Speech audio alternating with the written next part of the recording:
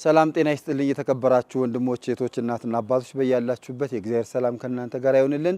እንኳን ወደ እማማ ዝናሽ በጎ አድራጎት ድርጅት በሰላም መጣችሁ። በየቀኑ ቁጥራቸው ቀላል የማይባሉ የነዳያኑ የአቅመ ደካሞችን እየመገብን እንገኛለን። ከእናንተ የምንቀበለውን ትእዛዛችን እየተቀበልን በጣም በርከት ያሉ ነዳያንን እንመግባለን። በነፍስ ይማር ስም እንደዚሁ ከአደጋ የተረፋችሁበት ቀን መንፈሳዊ በዓላት ስታከብሩ እኛን ብታዙን በየቀኑ በእንደዚህ አይነት መልኩ ምግብ ያዘጋጀን ቆንጆ ጥራቱን የጠበቀ መጠኑም ጥሩ የሆነ ልክ እኛ ለራሳችን ከምንሰራው በላይ አዘጋጅተን ነዳያንን በመተመለከቱት መልኩ መመገብ እንችላለን። በዚህ ስልክ ቁጥር እየደወላችሁ በዋትስአፕ እና በቴሌግራም ማዘዝ ትችላላችሁ። ሰላማችሁ ይብዛልን። ወደ ምገባው እንሄዳለን።